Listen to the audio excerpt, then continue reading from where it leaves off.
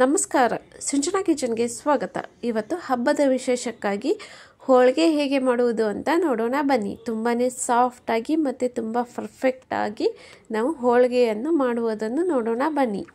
ನೋಡಿ, ನಾನಿಲ್ಲಿ 1 ಬಟ್ಲದಷ್ಟು ಮೈದಾ ಹಿಟ್ಟು, ಅದಕ್ಕೆ ಸಣ್ಣ ಬಟ್ಲದಲ್ಲಿ ಸ್ವಲ್ಪ ಚಿರೋಟಿ ರವೆ ಮತ್ತು ಒಂದು ಸ್ವಲ್ಪ ಉಪ್ಪನ್ನು ತೊಗೊಂಡಿದ್ದೇನೆ. ನೋಡಿ, ಇವಾಗ ನಾವು ಸ್ವಲ್ಪನೇ ನೀರು ಹಾಕಿ ತುಂಬ ಮೆತ್ತಗೆ ಹಿಟ್ಟನ್ನು ಕಲಿಸ್ಕೋಬೇಕು. ನೋಡಿ, ಹಿಟ್ಟು ನಾವು ತುಂಬ ಸಾಫ್ಟಾಗಿ ಕಲಿಸ್ಕೋಬೇಕು. ಹೋಳಿಗೆಗೆ ನಾವು ಹಿಟ್ಟು ಎಷ್ಟು ಚೆನ್ನಾಗಿ ಕಲಿಸ್ತೀವೋ ಅಷ್ಟು ಚೆನ್ನಾಗಿ ಹೋಳಿಗೆ ಬರುತ್ತದೆ. ನೋಡಿ, ನೀವು ಮೈದಾ ಹಿಟ್ಟಿಗೆ ಚಿರೋಟಿ ರವೆಯನ್ನು ಹಾಕೋದನ್ನು ಮಾತ್ರ ಮರಿಬೇಡಿ. ಚಿರೋಟಿ ರವೆ ಹಾಕೋದ್ರಿಂದ ಸ್ವಲ್ಪ ಕ್ರಿಸ್ಪಿಯಾಗಿ ಚೆನ್ನಾಗಿ ಬರುತ್ತೆ ಹೋಳಿಗೆ.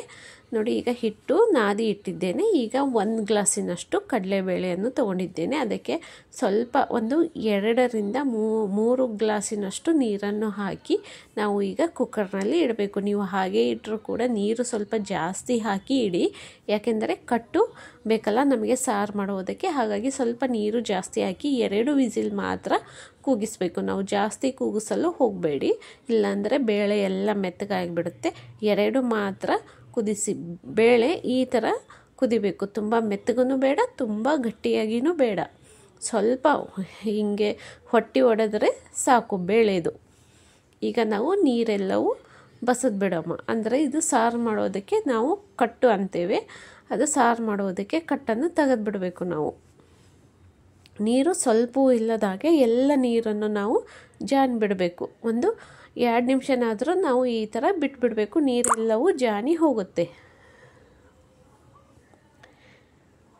ನೋಡಿ, ಇವಾಗ ಕಟ್ಟು ಬಂದಿದೆ. ಈಗ ಬೇಳೆ ಕೂಡ ರೆಡಿಯಾಗಿದೆ. ಈಗ ಮತ್ತೆ ನಾವು ವಾಪಸ್ ಕುಕ್ಕರಿಗೆ ಹಾಕೋಣ ಬೇಳೆ.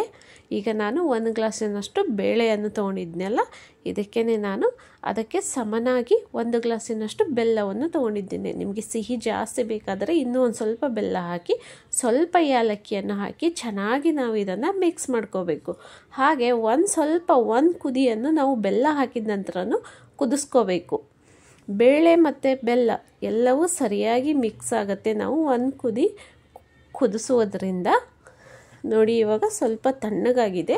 ತುಂಬ ತಣ್ಣಗೆ ಬೇಡ, ಮೀಡಿಯಮ್ ಆಗಿ ತಣ್ಣಗಾದ ನಂತರ ನಾವು ಒಂದು ಮಿಕ್ಸಿ ಜಾರಿಗೆ ಹಾಕಿ ಇದನ್ನು ಹೂರಣವನ್ನು ತುಂಬಾ ಸಾಫ್ಟಾಗಿ ಮಿಕ್ಸಿ ಮಾಡ್ಕೋಬೇಕು. ನೋಡಿ, ಈ ಥರ ನಾವು ಮಿಕ್ಸಿ ಮಾಡ್ಕೋಬೇಕು. ಈಗ ಹಿಟ್ಟು ಮತ್ತು ಹೂರಣ ಎರಡೂ ರೆಡಿಯಾಗಿದೆ.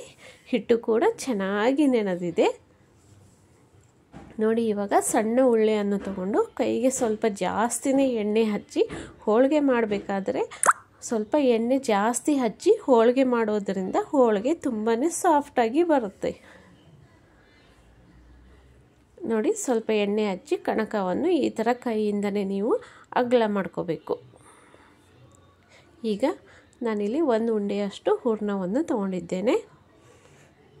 ನೋಡಿ, ಹೂರಣನೂ ಕೂಡ ತುಂಬಾ ಸಾಫ್ಟಾಗಿ ಚೆನ್ನಾಗಿ ಬಂದಿದೆ.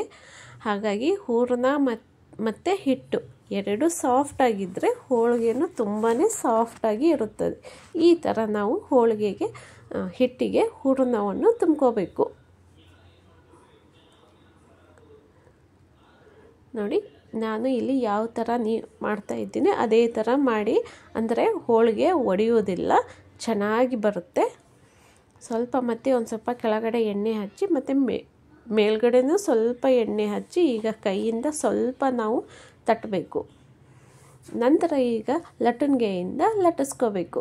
ನೋಡಿ, ಸೈಡಿಗೆಲ್ಲವೂ ನೀಟಾಗಿ ನಾವು ಲಟ್ಟಿಸ್ತಾ ಹೋಗಬೇಕು.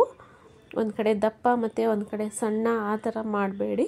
ನೋಡಿ, ತಗಡನ್ನು ನಾವು ತಿರುಗಿಸಿ ಎಲ್ಲ ಕಡೆಯೂ ಸುತ್ತಲೂ ಲಟ್ಟಿಸ್ಕೋಬೇಕು. ಈ ಥರ ಸ್ವಲ್ಪ ಎಲ್ಲಿ ದಪ್ಪ ಇರುತ್ತದೋ ಅಲ್ಲಿ ನೋಡಿಬಿಟ್ಟು ನಾವು ತಿರುಗಿಸಿ ಈ ಥರ ರೌಂಡಾಗಿ ಲಟ್ಟಿಸ್ಕೋಬೇಕು. ನೋಡಿ, ತುಂಬ ಹಗುರಾಗಿ ಲಟ್ಟಿಸಿ, ತುಂಬ ಭಾರ ಹಾಕಿ ಲಟ್ಟಿಸಲು ಹೋಗಬೇಡಿ. ನೋಡಿ, ತುಂಬಾ ತೆಳುವಾಗಿ ತುಂಬ ಚೆನ್ನಾಗಿ ಬರುತ್ತೆ. ಈ ಥರನೇ ನೀವು ಹೋಳಿಗೆಯನ್ನು ಮಾಡಿದರೆ ಈಗ ಕೈಯಿಂದ ಒಂದು ಸ್ವಲ್ಪ ಈ ಥರ ಸುತ್ತೆಲ್ಲ ಒತ್ತಿ, ಈಗ ಆ ಕಡೆಗೆ ಹಂಚು ಕೂಡ ಚೆನ್ನಾಗಿ ಬಿಸಿಯಾಗಿದೆ. ನೋಡಿ, ಆದಷ್ಟು ನಾವು ಇದನ್ನು ಸಣ್ಣ ಉರಿಯಲ್ಲೇ ಇಟ್ಟು ಬೇಯಿಸಬಾರ್ದು, ಆದಷ್ಟು ಜೋರವಾಗಿಯೇ ಇಟ್ಟು ಬೇಯಿಸ್ಕೋಬೇಕು. ಆ ಕಡೆ ಈ ಕಡೆ ಜಾಸ್ತಿ ಸತ ನಾವು ಬೇಯಿಸಲು ಹೋಗಬೇಡಿ. ಈಗ ಇದನ್ನು ಹಂಚಿಗೆ ಹಾಕಿ ಮೇಲ್ಗಡೆ ಒಂದು ಸ್ವಲ್ಪ ಎಣ್ಣೆ ಹಾಕಿ ನೋಡಿ ಈಗ ಮೇಲ್ಗಡೆ ಎಲ್ಲವೂ ಅದು ಹಿಟ್ಟೆಲ್ಲ ಹೋಗಿದಾಗ ಅನಿಸುತ್ತಲ್ಲ, ಆನಂತರ ಈಗ ಇದನ್ನು ತಿರುಗಿಸಿ ಈ ಕಡೆಯೂ ಕೂಡ ಚೆನ್ನಾಗಿ ಕೆಂಪಗಾಗೋವರೆಗೂ ಬೇಯಿಸ್ಬಿಡಿ. ಈಗ ಬಿಸಿ ಬಿಸಿಯಾದ ಹೋಳಿಗೆ ರೆಡಿ ಆಯಿತು. ಇವತ್ತಿನ ವಿಡಿಯೋ ನಿಮಗೆ ಇಷ್ಟವಾದರೆ ನಮ್ಮ ಚಾನಲನ್ನು ಸಬ್ಸ್ಕ್ರೈಬ್ ಮಾಡಿ, ಲೈಕ್ ಮಾಡಿ, ಕಮೆಂಟ್ಸ್ ಕೊಡಿ ಮತ್ತು ಶೇರ್ ಮಾಡಿ. Thank you.